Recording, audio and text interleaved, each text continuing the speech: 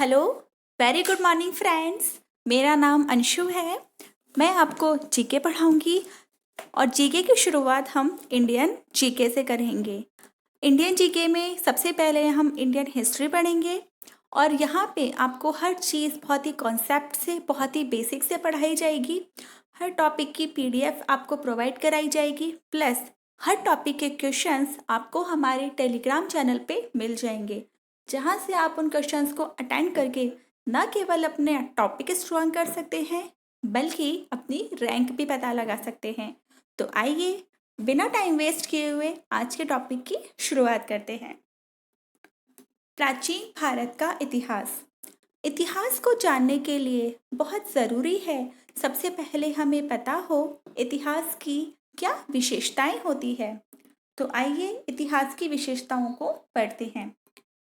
ऐसी घटनाएं जो मानव जीवन तथा भौगोलिक जीवन को प्रभावित करती है। कैसे प्रभावित करती है? छोटा सा एग्जाम्पल देखिए।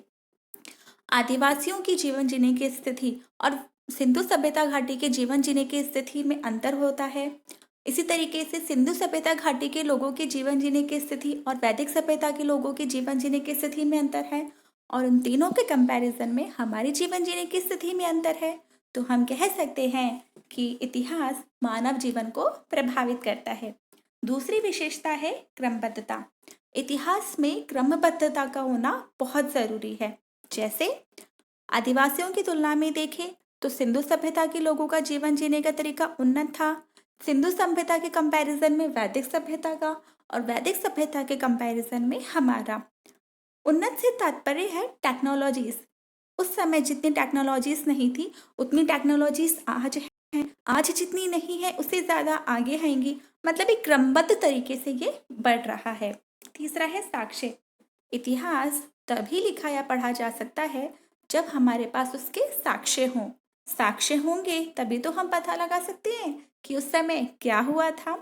तो साक्ष्यों को 3 प्रकार से विभाजित किया जा सकता है: पुरातात्विक साक्ष्य, साहित्यिक साक्ष्य, विदेशी विवरण। पुरातात्विक साक्ष्य में हम अभिलेखों को सम्मिलित करते हैं। मृतभांड मतलब मिट्टी से बने हुए बर्तनों को सम्मिलित करते हैं। भित्ति चित्र मतलब दीवार से बने हुए चित्रों को सम्मिलित करते हैं।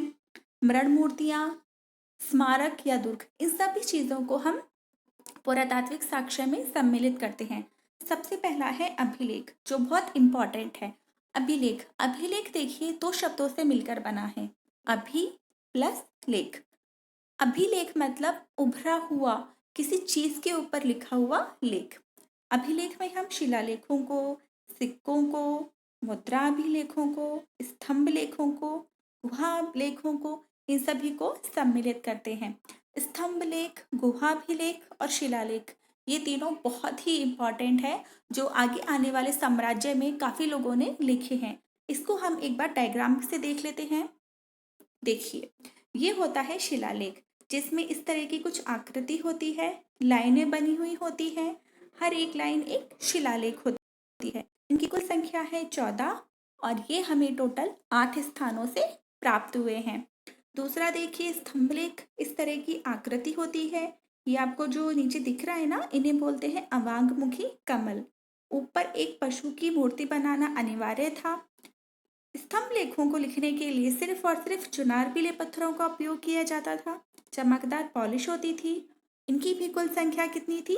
7, और हमें ये 6 स्थानों से मिले हैं। गुहा अभिलेख, इस तरह गुहा का मतलब क्या होता है? गुफा, मतलब एक गुफा होती है, उसका जो ऊपर का इस तरीके की आकृति होती है, उसे इस तरीके से बनाकर यहाँ पे लिखा जाता था। इनकी भी कुल संख्या कितनी है? 7। तो आइए अपने टॉपिक पे वापस आते हैं। हमने पुरातात्विक साक्ष्य को पढ़ लिया, अब बात करते हैं साहित्यिक साक्ष्य की। साहित्यिक साक्ष्य 2 प्रकार के होते हैं: धार्मिक साहित्य और धर्मेतर साहित्य। धार्मिक साहित्य, धार्मिक साहित्य में हम उन धार्मिक ग्रंथों को सम्मिलित करते हैं जो हमें धर्म के बारे में जानकारी देते हैं। जैसे रामायण हो गया, महाभारत हो गया। भाई, रामायण और महाभारत से ही तो हमें श्री राम जी और श्री कृष्ण के बारे में पता चलता है। तो धार्मिक साहित्य में हम उन धार्मिक ग्रंथों को सम्मिलित करते हैं जिनसे हमें धर्म के बारे में जानकारी मिलती है। दूसरा आता है धर्मेतर साहित्य। धर्मेतर का संधि विच्छेद करो धर्म प्लस इतर मतलब धर्म से इतर जो तत्कालीन राजनीति व समाज के बारे में जानकारी देते हैं वे धर्मेतर साहित्य कहलाते हैं। जैसे कालिदास की अभिज्ञान शाकुंतलम, कौटिल्य की अर्थशास्त्र, उसे तो सभी जानते हैं। अर्थशास्त्र राजनीति की एक बहुत ही प्रसिद्ध पुस्तक है। चलिए तीसरे प्रकार पे आते हैं। तीसरा है विदेशी विवरण। विदेशी कौन होते हैं? जो दूसरे देशों से हमारे देश में घूमने के लिए आते हैं। जो हमारे देश में घूमने के लिए आते हैं, हमारे देश में घूमकर हमारी तत्कालीन भारतीय समाज व राजनीति के बारे में जो उन्होंने लिखा है, बताया है, वही क्या कहलाता है? विदेशी विवरण। जैसे मैगस्थनीज की इंडिका हो गई, फाहियान की फोको की हो गई, हेनसांग की सिरियू की। चलिए आगे बढ़ते हैं। इतिहास 3 शब्दों के मेल से बना है, इति, ह और आस। इति का मतलब होता है इस प्रकार, ह का मतलब होता है वास्तव में, आस का मतलब होता है किसी घटना का घटित होना। मीन्स कोई चीज जो वास्तव में घटित हुई है उसे ही हम क्या बोलते हैं? इतिहास। ये नहीं किसी ने बोल दिया और हमने मान लिया कि इतिहास है, नहीं, वो घटना वास्तविक रूप में घटित होनी चाहिए और उसी घटना के वास्तविक रूप में घटित होने के प्रमाण हमें किस तरीके से मिलते हैं? साक्ष्य के रूप में। तो चलिए इतिहास की कुछ परिभाषाओं का अध्ययन भी कर लेते हैं। देखिए अतीत की घटनाओं का अध्ययन, ये क्या कहलाता है? इतिहास। अतीत की घटनाओं का क्रमबद्ध अध्ययन भी क्या कहलाता है? इतिहास। अतीत की घटनाओं का क्रमबद्ध अध्ययन जिसके साक्ष्य मौजूद हो, इतिहास। अतीत की घटनाओं का वर्तमान की घटनाओं के साथ क्रमबद्ध अध्ययन जिसके साक्ष्य मौजूद हो। ये आप पूछोगे मैम ये वर्तमान की घटनाएं कैसे आई?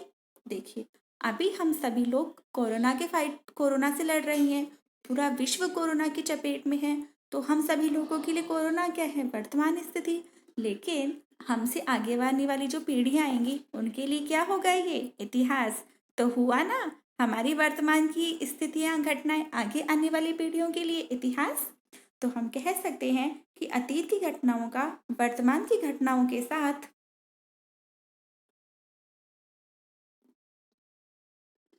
क्रमबद्ध अध्ययन जिसके साक्ष्य मौजूद हो। इतिहास को हम 3 भागों में विभाजित कर सकते हैं। पहला है प्राग इतिहास, दूसरा है आद्य इतिहास, तीसरा है आधुनिक इतिहास। सबसे पहला आता है प्राग इतिहास। इसे समझने के लिए हम खुद को ही एक जरिया मानते हैं। सबसे पहले हम आपको आपके बचपन में लेके चलते हैं। हम बहुत ही छोटे से थे, नन्हे मुन्ने से, बहुत ही छोटे से। तब क्या हम लिखना जानते थे? क्या हम पढ़ना जानते थे? नहीं, ना हम लिखना जानते थे ना हम पढ़ना जानते थे। बल्कि किसी ने हमें अगर पेंसिल या पेन पकड़ा दिया, पूरी कॉपी में बड़े बड़े लकीरे कर देते थे। तो वही क्या कहलाता है? प्राग इतिहास। देखिए कैसे? वह काल जिसके लिखित साक्ष्य मौजूद नहीं है, अर्थात किसी भी लिपि का उद्धरण नहीं है, केवल पुरातात्विक साक्ष्य ही मिलते हैं। मीन्स लिखित साक्ष्य नहीं है, क्यों? क्योंकि वो लोग लिखना और पढ़ना जानते ही नहीं थे, और पुरातात्विक साक्ष्य ही मिलते हैं। पुरातात्विक साक्ष्य में अभी हमने पढ़ा था, शिलालेख आते हैं, अभिलेख मीन्स कुछ ऐसे लेख जिन पे उभरा हुआ हो। उभरा हुआ मीन्स हुआ ना, लकीटे करना। चलिए आगे बढ़ते हैं। दूसरा आता है आद्य इतिहास। अब आपको थोड़ा बड़ा करके स्कूल में भेजा जाए। जब आप स्कूल में जाते थे प्रेप क्लास में, तब आप लिखना जानते थे? क्या आप पढ़ना जानते थे? नहीं जानते थे। मैम ने कॉपी में ABCD दी, बिल्कुल ABCD लिख दी, लेकिन आपको अगर बुक दे दी जाए पढ़ने के लिए तो नहीं पढ़ पाते थे। तो वही आदि इतिहास मतलब वह काल जिसके लिखित साक्ष्य मौजूद हैं परंतु उन्हें पढ़ा नहीं जा सका है। तीसरा है इतिहास आधुनिक या वर्तमान।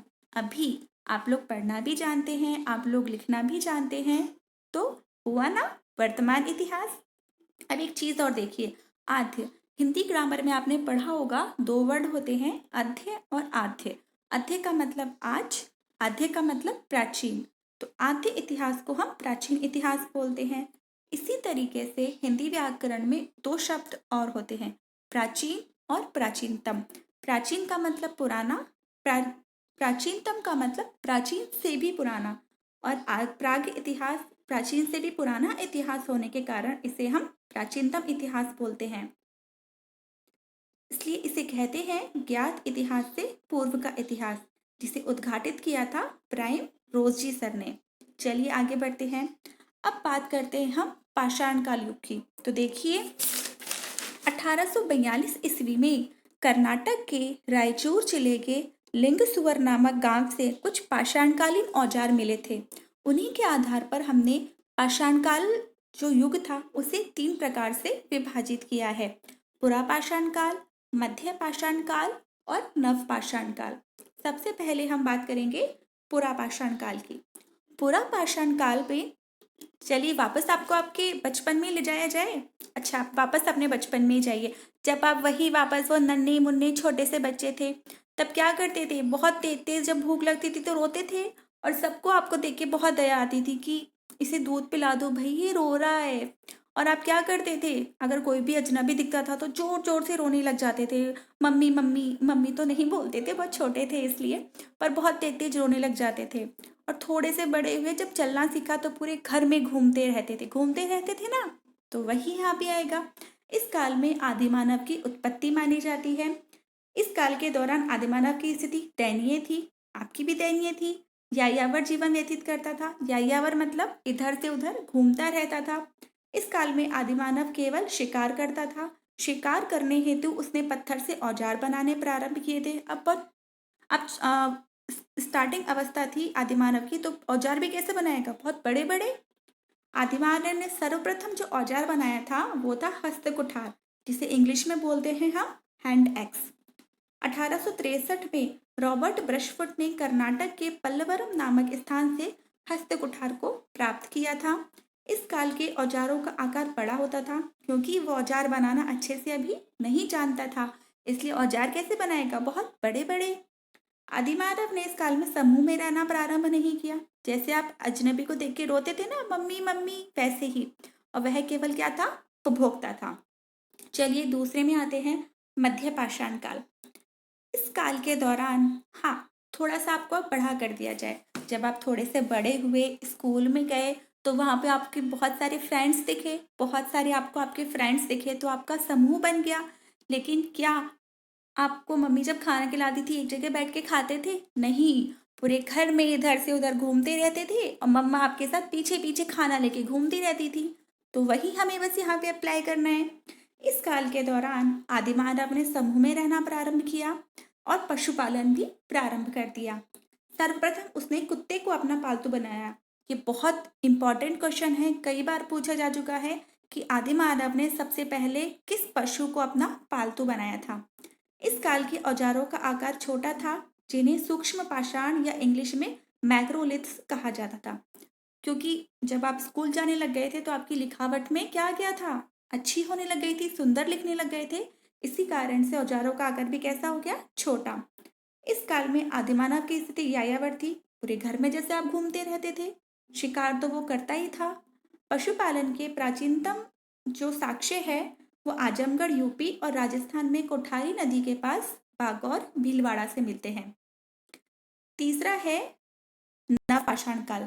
नवपाषाण काल में अब आपको थोड़ा सा बड़ा कर देते हैं। देखिए, आप थोड़े से बड़े हुए, तब आपकी क्या हो गई? आपकी शादी हो गई। आपकी शादी हो गई तो आपकी वाइफ घर में आई। वाइफ के घर में आने के बाद क्या होता है? स्थायी बसावट स्टार्ट होती है ना। जब आप लोग अभी तैयारी कर रहे हो तो आप रूम रूम वगैरह लेके रहते हो, तब आप क्या घर में खाना बनाते हो? कई लोग बनाते हैं, लेकिन कई लोग नहीं बनाते।